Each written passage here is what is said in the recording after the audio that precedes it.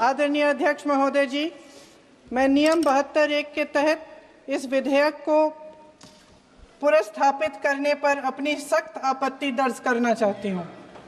महात्मा गांधी ग्रामीण रोजगार गारंटी कानून पिछले 20 सालों से ग्रामीण भारत को रोजगार देने में और ग्रामीण अर्थव्यवस्था को मजबूत बनाने में सक्षम रहा है। ये एक इतना क्रांतिकारी कानून है कि जब इसको बनाया गया तो सदन के सभी राजनीतिक दलों ने इससे पूरी सहमति दी। इसके द्वारा 100 दिन का रोजगार इस देश के गरीब से गरीब लोगों को मिलता है, हमारे गरीब से गरीब भाई बहनों को। हम सब जनप्रतिनिधि हैं महोदय, जब हम अपने अपने क्षेत्रों में जाते हैं, आप भी जानते हैं, दूर दूर से हमें दिख जाता है कि मनरेगा का कौन मजदूर है। सबसे गरीब होता है, चेहरे पे झुर्रियां होती है, हाथ मिलाए तो सर हाथ पत्थरों की तरह। हाँ सर, मैं कर रही हूँ, पहुंच रही हूँ, हाँ मुझे पहुंचने दीजिए। एक मिनट लूंगी, मुझे पहुंचने दीजिए। सर उनके हाथ पत्थरों की तरह कठोर होते हैं क्योंकि इतनी मजदूरी करते हैं। तो सर मेरा जो इस बिल पर ऑब्जेक्शन है, सर ये जो कानून है इसके तहत हमारे गरीब भाई बहनों को जो रोजगार की कानूनी गारंटी मिलती है, जो अधिकार मिलता है, वह इस योजना में मांग के आधार पर संचालित होता है। मतलब जहां जहां रोजगार की मांग है वहां इस योजना द्वारा 100 दिनों का रोजगार अनिवार्य है, देना अनिवार्य है। इसके साथ साथ केंद्र से इसके लिए जो पूंजी जाती है वो भी मांग पर आधारित होती है। यानी कि इस योजना के लिए जितने पैसे जहां भेजने हैं, कितने भेजने हैं, वह जमीनी परिस्थितियों पर आधारित होता है और मांग के आधार पर निर्धारित होता है।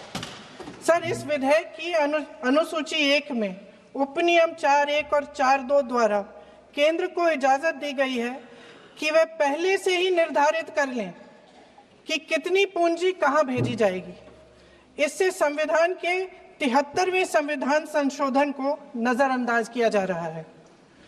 सर महोदय, इसके जरिए ग्राम सभाओं को इस योजना की मांग की जमीनी परिस्थितियों के आधार पर तय करने का पूरा अधिकार दिया जाता था। आज वो अधिकार कमजोर किया जा रहा है। सर आखिर बात है, एक मिनट, जब आप इस पे पूरी डिटेल चर्चा हो तो आप डिटेल बोलना। इस पे आपकी पार्टी शुरुआत है सर, अभी शुरुआत है।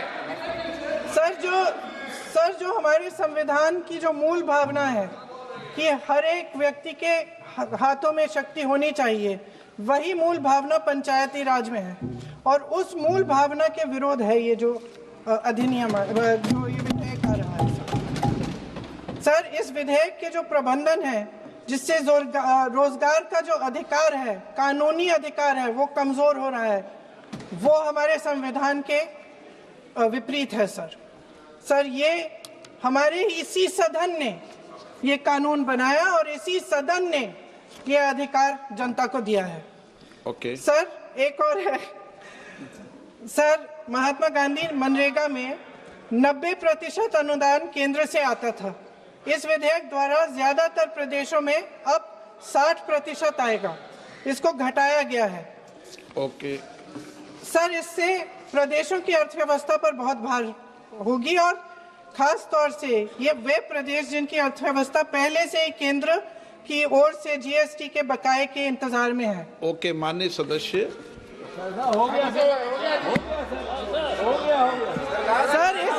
सर इस विधेयक द्वारा केंद्र का नियंत्रण बढ़ाया जा रहा है और जिम्मेदारी घटाई जा रही है।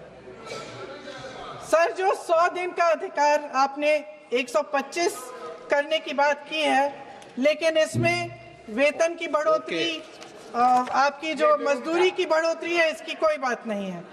माननीय सदस्यों, सर ये सही बात है कि अभी तक जो बकाया है वो ही पूरा नहीं हुआ है। माननीय सदस्य गणों, मैं आपसे सर आखिरी बात ये है सर कि हर योजना का नाम बदलने की जो सनक है, ये समझ में नहीं आती है। सर जब जब ये किया जाता है, जब जब ये किया जाता है तो सरकार केंद्र को पैसे खर्चने पड़ते हैं। माननीय सदस्यों, मैं आपसे आग्रह करता हूं, ये सर आप पोस्टर रख दे नीचे। मैं ये रख दूं? नहीं, आप पीछे वाले माननीय सदस्य, आप 72 में नियम में विरोध कर दें आप।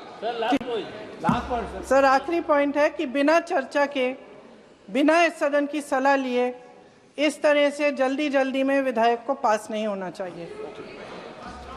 सर ये विधेयक वापस लिया जाना चाहिए। इसके बदले में सरकार को एक नया विधेयक पेश करना चाहिए। खत्म करूं? महात्मा गांधी जी मेरे परिवार के नहीं थे, लेकिन मेरे परिवार जैसे ही हैं और इस पूरे देश की यही भावना है सर। नो, सर इस पूरे देश की यही भावना है। नो, माननीय सर आखिरी बात, सर आखिरी बात यह है कि गहन जांच पड़ताल और व्यापक चर्चा के लिए इसे कम से कम स्थायी समिति के पास भेजा जाना चाहिए और कोई विधायक किसी की निजी महत्वाकांक्षा, सनक और पूर्वाग्रहों के आधार पर न तो पेश होना चाहिए और न ही पास होना चाहिए। If you like the video, do like, comment, share and subscribe.